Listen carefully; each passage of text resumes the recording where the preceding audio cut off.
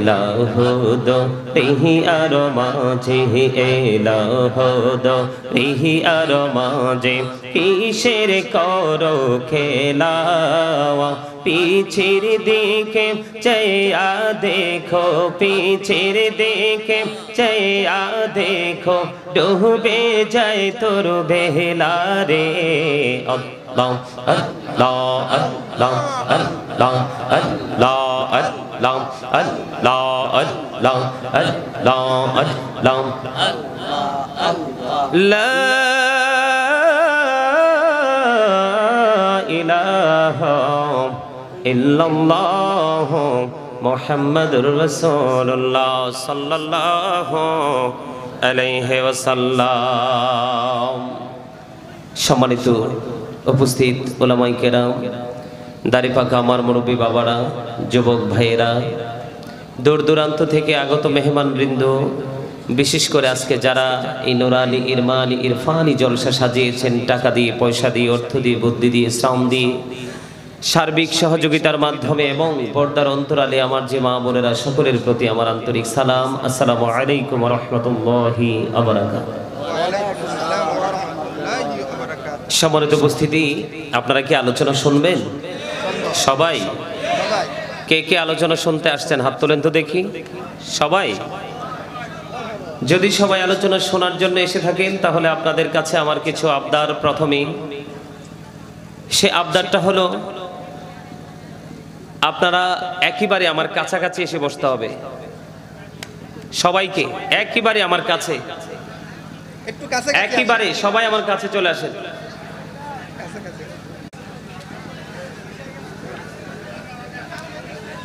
এই তো চমৎকার। কথা বলবেন না please. Stop your mouth everybody.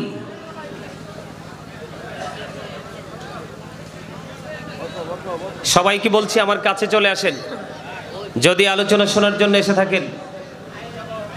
সম্মানিত উপস্থিতি, আবারও বলছি, যদি আলোচনা শোনার জন্য এসে থাকেন তাহলে জান্নাতের বাগানে আসার পরে প্রথম কাজ হচ্ছে আপনার আদবের সাথে বসা।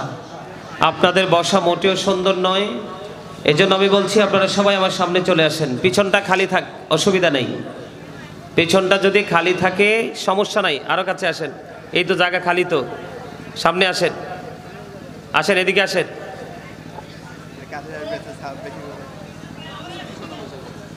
সম্মানিত উপস্থিতি, আপনারা জানেন শয়তান আমাদের বন্ধু না শত্রু?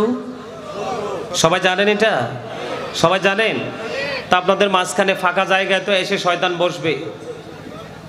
আপনাদেরকে এখান থেকে আউট করে নিয়ে যাওয়ার জন্য বিভিন্ন ধরনের অপকৌশল সে চালাবে।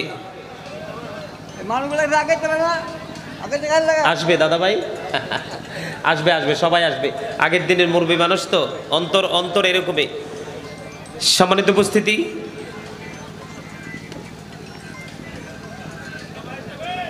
সম্মানিত উপস্থিতি,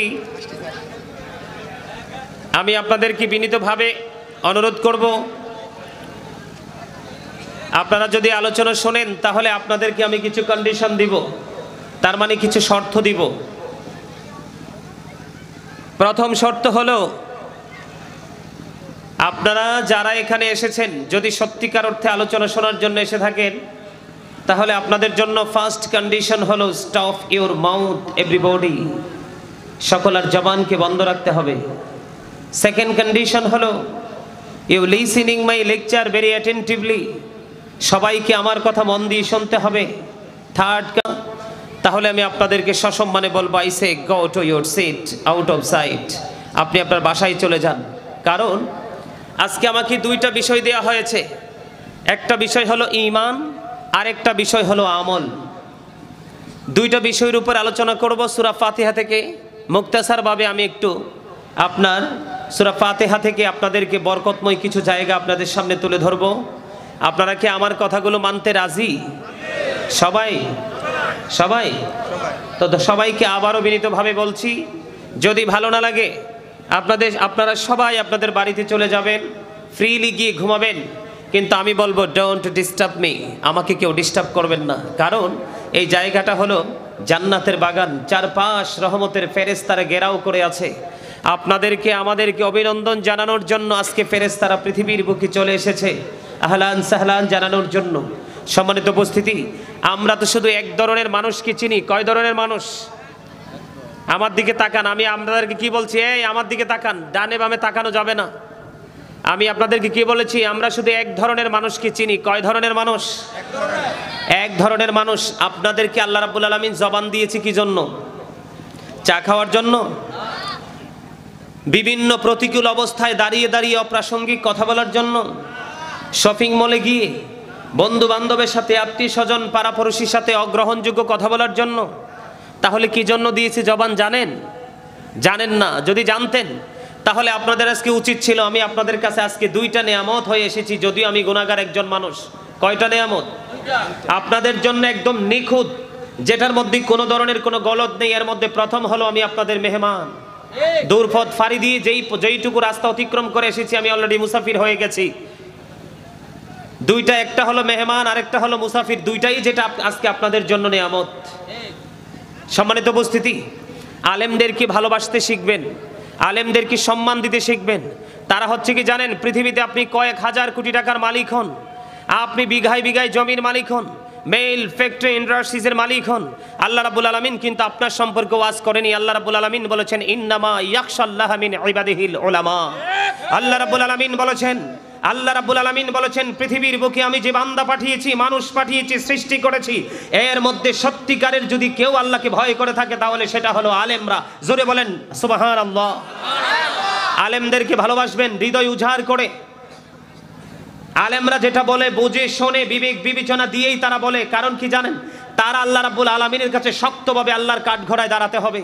সাধারণ মানুষের হিসাব আর আলেমদের হিসাব, সাধারণ মানুষের সাথে বোঝাপড়া আর আলেমদের সাথে বোঝাপড়া আকাশ পাতাল যেটা ডিস্টেন্স, তার চেয়ে আরো বেশি ডিস্টেন্স। আল্লাহ রাব্বুল আলামিন বলেছেন পৃথিবীর বুকে একমাত্র আমার আল্লাহকে যদি যথাযথ ভয় করে থাকে সেটা হলো আলেমরা। আলেমদেরকে ভালোবাসবেন, আল্লাহর অলিদেরকে ভালোবাসবেন। কারণ বাংলাদেশে কোনো নবী আসেনি, বাংলাদেশে কদম দিয়েছে আল্লাহর অলিরা। আজকে যেহেতু আমলের কথা আমাকে বলা হয়েছে, ইমানের কথা বলা হয়েছে, যারা আল্লাহর অলিদের প্রতি বিদ্বেষ থাকবে তাদের ইমানে গলদ আছে। কারণ বলো হুজুর কেন গলদ আছে? কারণ ইমান আল্লাহর অলিদের প্রতি বিদ্বেষ রাখা মানে, কারণ আল্লাহর অলিদেরকে নিয়ে আল্লাহ নিজেই পবিত্র কালামে হাকিম, যেটাকে বলা হয় দা হোলি কোরআন, যেটা একদম 100% পবিত্র, যেটার মধ্যে বিন্দু পরিমাণ কোনো গলদ নেই। আমি আপনাদেরকে আবারও বলছি, stop your mouth everybody, you listening my lecture very attentively. আমি আপনাদেরকে বলছি, আমার এখানে জান্নাতের বাগানে বসেছেন, আমি চাই আজকে আপনাদেরকে কিছু দিয়ে দিতে। আপনারা আজকে গাঠুরি বড়ে কিছু নিয়ে যাবেন। কারণ কি জানেন? হক্কানি আলেম এবং হক্কানি আল্লাহর অলিরা সাধারণ মানুষের পথের দিশা দেনেওয়ালা। আওয়াজ তুলে বলেন সুবহানাল্লাহ। এটা আমার মুখের বানানো কোনো কথা নয়। আল্লাহ রাব্বুল আলামিন কি বলেছেন? আল্লাহ বলেছেন, এই আমার দিকে তাকান, আল্লাহ বলেছেন join with my dear people, come to my paradise. Allah বলেছেন join with my dear people, তোমরা আমার প্রিয় লোকদের সাথে যুক্ত হও। আল্লাহ বলেছেন কাম টু মাই প্যারাডাইস, আমার জান্নাতে চলে আসো। বলে হুজুর আল্লাহ কি ইংলিশে বলেছে? নো, আল্লাহ রাব্বুল আলামিন বলেছেন ফাদখুলি ফি ইবাদি ওয়াদখুলি জান্নাতি। আল্লাহ বলেছেন আমার প্রিয় লোকদের সাথে যুক্ত হও আর আমার জান্নাতে চলে আসো। এখন আপনি জান্নাতে গেলে সবাই জানে, পৃথিবীর মানুষ সবাই জানে 3.5 হাত মাটির ঘর, কবর খনন করা হয়, বাঁশ দিয়ে, ছাউনি দিয়ে, মাটি দিয়ে এটাকে ফিল আপ করে দেওয়া হয়, কিন্তু ভিতরের খবরটা আমরা সবাই জানি না। যদিও সেটা আমার আলোচনার বিষয় নয়, আপনাদেরকে অ্যাক্টিভ করার জন্য, আপনাদেরকে আরো বেশি অ্যানালাইসিস করার জন্য, আপনারা আরো বেশি অবজারভেশন করার জন্য, আপনি আপনার মন গড়া চিন্তা চেতনা দিয়ে, আপনার থিঙ্কিং দিয়ে আপনি কোনো কিছুকে কি করতে পারবেন না, আপনি রেডি করতে পারবেন না, প্রিপেয়ার করতে পারবেন না। আপনাদেরকে একটু বোঝার জন্য, বিচক্ষণতার জন্য বলছি, আমার দিকে তাকান।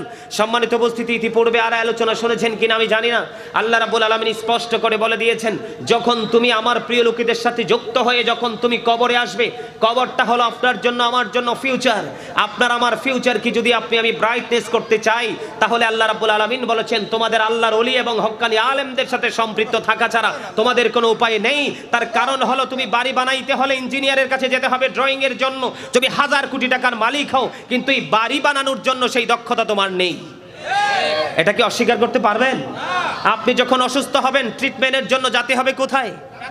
ডাক্তারের কাছে। আমি বিশেষ করে যুবক ভাইদেরকে বলছি, you listening my lecture very attentively. ভাই প্লিজ তোমাদেরকে বলছি, মন দিয়ে শোনো। কারণ এই যে মুরব্বীগুলো, তাদের অন্তর কিন্তু আল্লাহ রাসূলের প্রেম ভালোবাসায় ভরা। বর্তমানে ম্যাক্সিমাম যুবক যুবতীর অন্তর হিংসা, নোংরামি আর আত্মগরিমায় ভরা। ঠিক কিনা বলেন? কারণ হচ্ছে কি, আগের যুগের মানুষগুলো এখনো আলেমদেরকে যথেষ্ট রেসপেক্ট করতে পারে, কিন্তু এখনকার যুগের ছেলেরা সেটা করতে পারে না। এই করতে না পারার ব্যর্থতার দায় নিতে হবে কাল কিয়ামতের দিন পিতামাতাকে। বলে হুজুর কেন পিতামাতাকে নিতে হবে? আল্লাহ রাসূল বলেছেন, আল্লাহ রাসূলের কথা সত্য না মিথ্যা? কে কে বিশ্বাস করেন? সবাই বিশ্বাস করেন? হাত নামান। আমরা সবাই পড়ি সাদাকাল্লাহুল মাওলানাল আযীম ওয়া সাদাকা রাসূলুহুন নবিয়ুল হাবিবুল কারীম, বলি কি বলি না?